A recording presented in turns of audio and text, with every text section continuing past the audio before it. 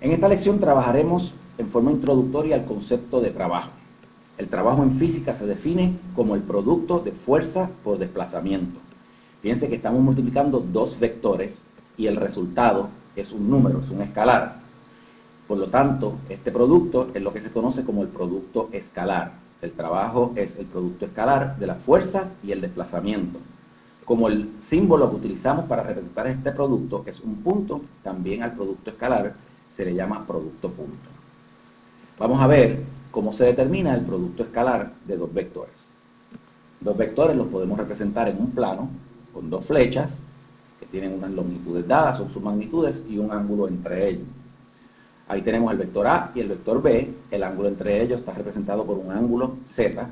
El producto escalar de A por B es igual a la magnitud del vector A por la magnitud del vector B por el coseno del ángulo entre ellos. Como la magnitud del vector A y el vector B es la misma, no importa en el orden que lo pongamos, y el ángulo o el coseno del ángulo va a dar lo mismo, no importa en el orden que lo pongamos, A punto B da lo mismo que B punto A. Si ustedes se fijan, el producto de B coseno de Z no es otra cosa que la proyección del vector B a lo largo del vector A, es decir, es la parte del vector B que va a lo largo de A. Por lo tanto, el producto escalar también lo podemos representar como un vector multiplicado por la parte de otro vector que apunta en su misma dirección. Ese producto escalar también lo podemos evaluar en forma cartesiana, es decir, si los vectores los tenemos representados como AXY más AYJ y el vector B como BXY más BYJ, pues el producto, utilizando la propiedad distributiva, va a ser la multiplicación de AXY por BXY, AXY por BYJ, AYJ por BXY y AYJ por BYJ. Pues bueno, tenemos que ver qué son estos productos de I's por I's, I's por J's y J's por J's. El producto de I por I lo podemos encontrar si lo aplicamos directamente a la definición. Un producto escalar es la magnitud del primer vector por la magnitud del segundo vector por el coseno del ángulo entre ellos. Si tenemos dos vectores unitarios, sus magnitudes son 1. Y si los dos vectores unitarios son idénticos, apuntan en la misma dirección, por lo tanto, sería 1 por el coseno de 0. Los vectores idénticos que apuntan en la misma dirección, su ángulo es 0, por lo tanto, todo ese producto da 1. Así que cuando multiplicamos vectores unitarios equivalentes, el resultado es 1. Cuando multiplicamos vectores unitarios distintos, particularmente si estamos trabajando con vectores que son perpendiculares, ahora el ángulo entre los vectores es de 90 grados, el coseno de 90 es 0, por lo tanto los vectores distintos cuando se cruzan, el resultado es 0. I por J, de la misma forma J por I, ambos dan 0. Y de la misma forma que I por I da 1, J por J también da 1, por las mismas razones.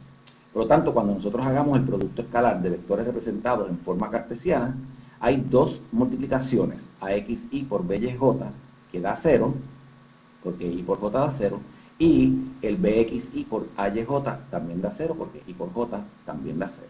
Sobreviven solamente las multiplicaciones de las X por las X, es decir, AX por BX, recuerden que I por I da 1, por lo tanto el vector unitario desaparece, y lo mismo J por J da 1, el vector unitario desaparece, y esos números AX, BX y AY, BY, que se suman, son números y se pueden sumar como se suman 3 más 5, 8 más menos 3, o lo que fuera el resultado. Y el producto da un número que puede ser positivo o negativo. El trabajo se define como fuerza por desplazamiento. Por lo tanto, si la fuerza y el desplazamiento los tenemos dadas en forma polar, podemos encontrar fácilmente la magnitud de la fuerza, que es F, la magnitud del desplazamiento, que sería la distancia recorrida, y el ángulo entre ellos, que es el coseno de Z, y el producto escalar, que sería el trabajo, sería F por D por el coseno de Z. Si los vectores están dados en forma cartesiana, pues multiplicamos el componente en X de la fuerza por el desplazamiento en X, más el componente en Y de la fuerza por el desplazamiento en Y.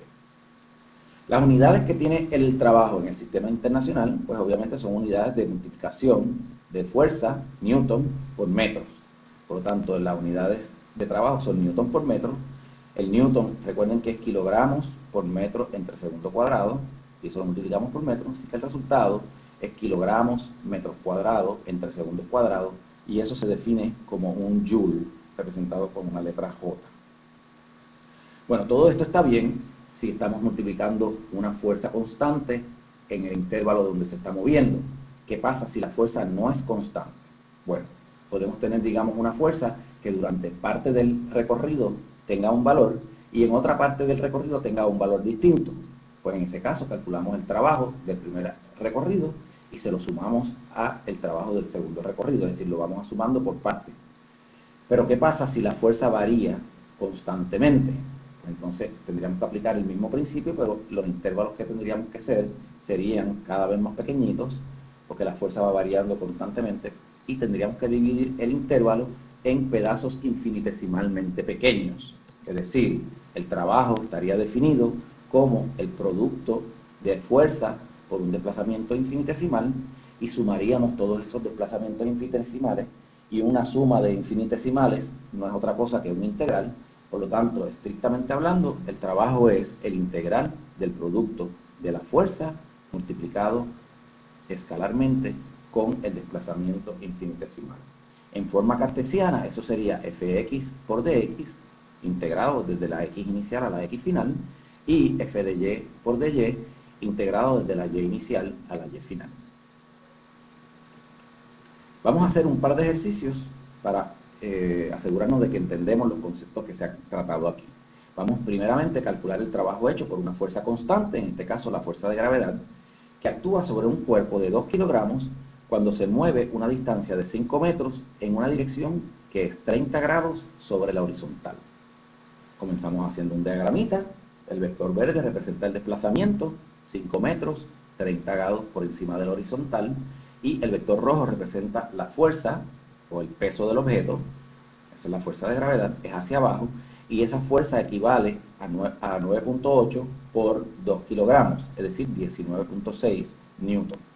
Para encontrar el trabajo hecho en forma polar, multiplicamos la magnitud de la fuerza, 19.6 newton, por la magnitud del desplazamiento, que son 5 metros, por el coseno del ángulo entre ellos. El ángulo que hay entre el desplazamiento y la fuerza son los 30 más 90 grados adicionales, que serían 120 grados.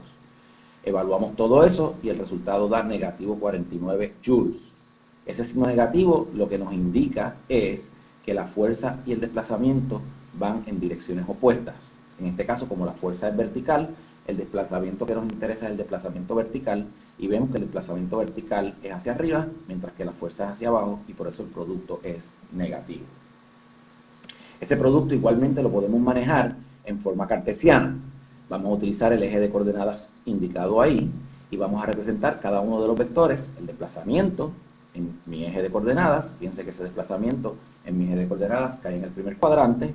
El ángulo que hace el vector con el eje de x es 30, por lo tanto, el componente en x es 5 coseno de 30, y el componente en y es 5 seno de 30 en j. Esos valores se pueden evaluar, y hay 4.3 metros en el eje de x y 2.5 metros en el eje de y. Lo mismo hacemos con la fuerza. La fuerza es el peso.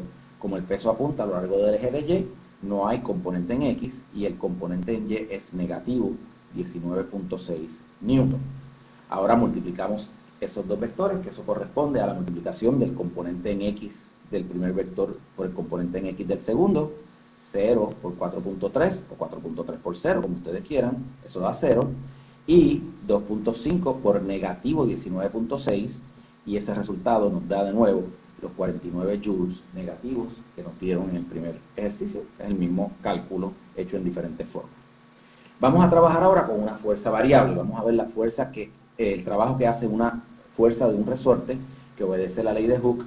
Está dada por F igual a menos que a X, donde F es la fuerza, K es una constante del resorte, X es lo que se estira de la posición de equilibrio, y el negativo lo que indica es que la fuerza tiende a llevar el objeto a su posición de equilibrio nuevamente.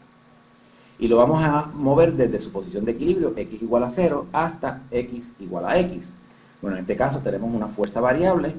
La fuerza variable va en la dirección indicada. El movimiento es desde el punto x igual a 0 hasta un punto x igual a x. La fuerza es menos k por x. El trabajo es f de x por dx, no hay componentes en y. El componente en X de la fuerza es menos K por X, por dx, y vamos integrando desde el valor inicial, 0, hasta el valor final, X. Eso es menos K por el integral de X, de 0 a X, y el resultado da menos K por X cuadrado sobre 2, evaluado entre 0 y X. Como en 0 da 0, el resultado final es menos KX cuadrado sobre 2. Y eso sería el trabajo hecho por una fuerza de un resorte, moviendo un objeto desde su posición de equilibrio hasta cualquier posición X dada. Y con esto hemos terminado nuestra lección de hoy.